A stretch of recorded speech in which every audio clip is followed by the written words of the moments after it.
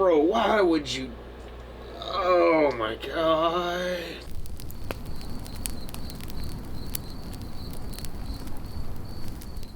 What's up, guys? Welcome back to Homie Checkpoint. Today, you know, man, we outside because we trying to show off our skills, dude. Yeah, homie. So the thing is about the skills part of the character sheet is it pretty much makes up everything that your character can do in the world. I'm talking about from lying to petting doggos to pretty much everything, man. The skills are what keeps the roleplay interactive and makes D&D feel like a game. You know what I'm saying? So, the skills are based off of your ability scores. Now, in a game of D&D, you're often going to be asked to make several different skill checks. One thing that we do want to cover while we're out here is natural 20s and 1s on a D20 roll. I'm gonna be real with you, homie. If you sitting at my table and you're on that one on deception, you're probably gonna be smiling and laughing and stuttering and all that type of shit. You know what I'm saying? Because you a damn weirdo. You just rolled a 1, bro.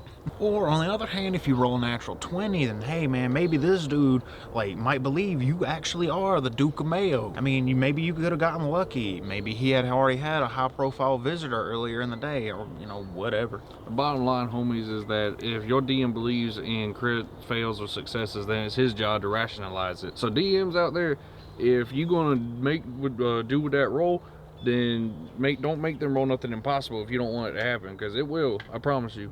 Because if they do roll and hit that nat 20, then you either gonna have to be the bearer of bad news, or you gonna have to write a new one, because you let your players convince your old one to give up their life of crime, like move away from wherever the hell they is, like get eloped, like start a ranch, bro, like doing whatever. Alright, homies, so let's get back to what we was talking about. So if we look right here at the skill list, we're gonna see that, well, it starts with acrobatics. What you doing? Get the hell up, the ground's wet as hell, it just rained. The DC was only 13, it's cold, I'm trying to get inside. Well, homies, I guess we're back inside because someone can't pass the check. Bro, that shit hurts. Man, just shut up and tell me about acrobatics already. Okay, man. Acrobatics can be used like when you're trying to climb something, or, you know, maybe you're trying to negate some fall damage. Or, I mean, that probably fall more in line with a dexterity saving throw, or who knows. Maybe you just trying to do a cool flip or some shit, you know. And oftentimes at our table, if a character is better at athletics, then we'll let them use that skill instead when it comes to like climbing and all that kind of shit. Next, you got animal handling, which, you know, you can use for the aforementioned doggo petting. See, we just use it to try and get Kathy to play D&D with us. Come on, Kathy, man, it'll be fun. And just try an animal handling check. No, hold up.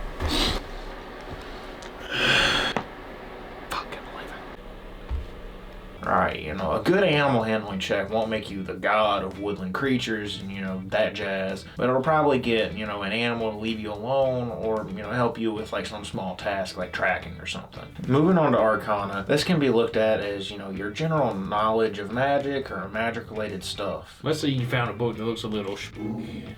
Well, maybe give it an arcana check. See what the hell you dealing with. So the thing is newer players might think that Arcana check might work like detect magic or an identify spell, but that's just not the case. You see, with an Arcana check, the most you'll be able to get is just maybe some general knowledge of what the hell you're dealing with. So next is athletics. Yeah, moving stuff and climbing stuff like a man. Well, we already talked about this a little bit. Athletics is pretty much the same as acrobatics, but it's based off of your strength skill instead of dexterity for, you know, them big old strong boys. That part. Boy, why the hell did you put this in front of the door? You already took him most of the way down. He's always watching. You know that. Well, move it, bro. I gotta piss. I gotta take a wicked leak. I gotta take a second to empty out the old urine sack, bro. Come on. Bro, I got it. And look, I was tired, but hold on. I got you, okay? I got you. Strength check. 18. Yeet. So now we get to deception. We all know, you know, you're probably playing this game for the first time. We all like to do a little pretending from time to time. Weird subconscious urges aside, if you like bending the old truth, this is the skill for you. Yeah, sometimes you gotta protect the homies from themselves, you know? Hey Alex, I've been working on this new song, bro. Tell me what you think. I walk to Burger King, then I walk back home from Burger King.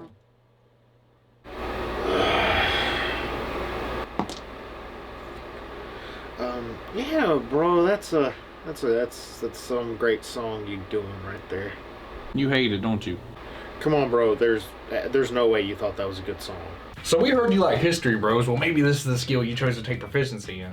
So your DM doesn't know how to, you know, give your party lore naturally. So it's up to you, the player to pass a history check. History refers to, well, how well versed your character is on the history of the world. It can provide all sorts of information. It's a pretty versatile skill, but honestly, it doesn't really come up a lot in our home game. And another thing you can use history for is, a lot of people like to use it as like a memory check, where if a character doesn't remember some kind of detail that they were expected to recall, they might be like, yo, roll me a history check, bro. And maybe the DM will help you out, but that does vary from DM to DM, and we all know some of them boys out there is hardcore. Next, we got the insight skill, which is best associated with, like a sense motive kind of skill. Yeah, so like oftentimes you would use this to try and figure out when someone is lying, like trying to bullshit you, like maybe when your pal lied to you about how awesome you thought your song was and he thought it was trash. Bro, that song was trash. Man, shut up, man, that's not even what I'm talking about. Insight, just like perception, is a passive skill that applies constantly. So if you haven't looked at the character sheet, there is a little spot for your passive insight that's going to be equal to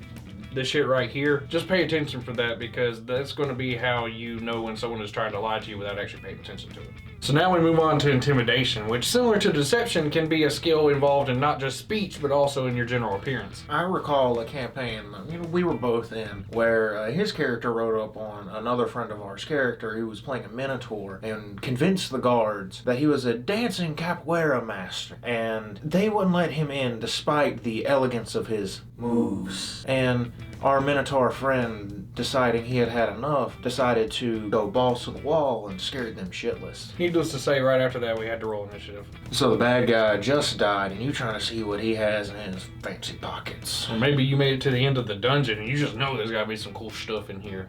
Well, you better get to investigating, you rascal. See, the thing is, investigation is like the arbitrary looting skill, where like you're going to want to take proficiency in it if you're the kind of guy that, like in Skyrim, you're like, man, where the hell's all the cool swords and shit? Like, I need some gold, bro. I'm broke. Light bill's expensive.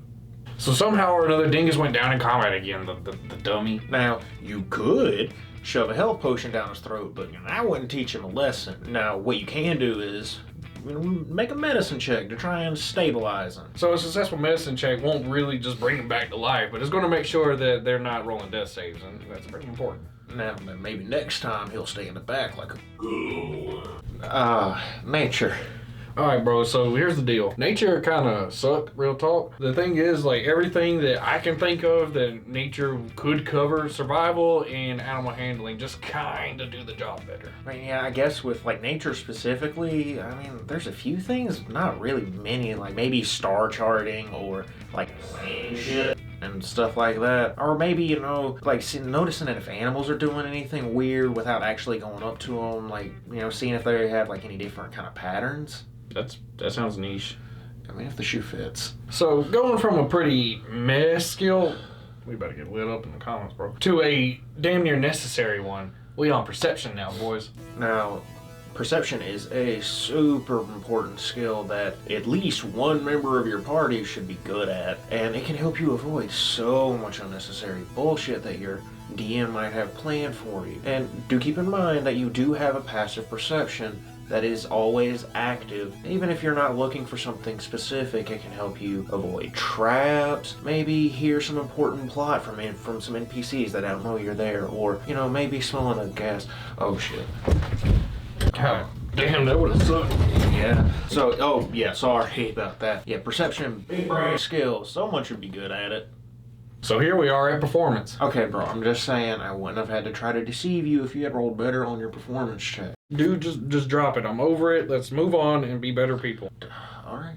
I guess. Persuasion, like its cousins, intimidation and deception, isn't really associated with any sort of physical trait. I guess someone can look more trustworthy, but typically anyone can try to persuade someone with a good enough argument. So, like, I can try to convince you guys not to go check out my buddy the Grove's channel on Twitch or whatever, but if I fail, you guys are probably just going to go to spite me anyway. Mom, I actually do that. Josh is lying. He's great. Man, no, he banned Kathy from We Own Religion, but I'm not about to touch that with no 10-foot pole, okay? Same. You can use it in the same way you use religion. No jokes here, YouTube. Alright, so now we moving on to sleight of hand. Maybe you trying to swipe something from the shop without someone noticing.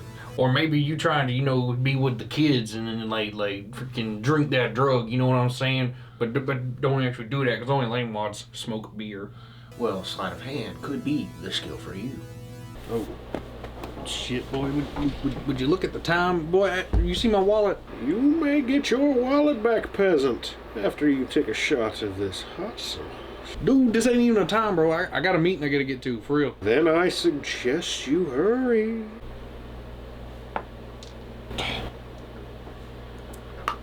Do you think I am stupid? I am no fool. I saw you drink none of this. Man, fuck all that. Jesus fuck, dude! Whoa, God, this fucking hurts! Ah! I mean, bro, you had my wallet. I got shit I gotta do. Dude, I was just playing. Fuck, this hurt! Dude, I'm gonna check on you after this meeting, bro. But like, I'm sorry. I gotta go, Why bro. would you? So now we move on to the one true sneaky boy skill, stealth. Yo, I remember when I was like a teenager and like trying to sneak out in the middle of the night, but like when I get out there, my weird ass grandpa was like staring at the moon or some shit. Did you tell me about that? You know, I doubt it because I made it up for the video. But here's the thing: if I had passed a stealth check, I could have gotten around him and like gotten away with it. But if I failed, then he was gonna take me back inside and beat me with a good belt. Jesus. Yeah.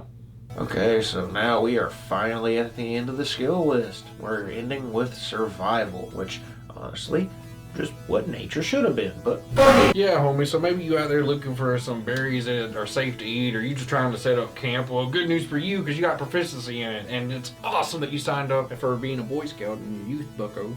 Like, I don't know, Josh, bro. Like, I keep hearing like calling and like chirping and shit. Bro, it's daytime and it's just birds, bro. Chill. Like, bro, like, didn't you roll like an 8 on survival? You metagaming now, bro. Like, we out here vibing. Let's just have us a good time, okay? That's going to do it for this week, guys. We hope you guys enjoyed it, and we're going to catch you next week. now be sure to like, comment, subscribe, you know, all the usual business, and don't you dare forget that little notification bell, you know that one. Be safe always.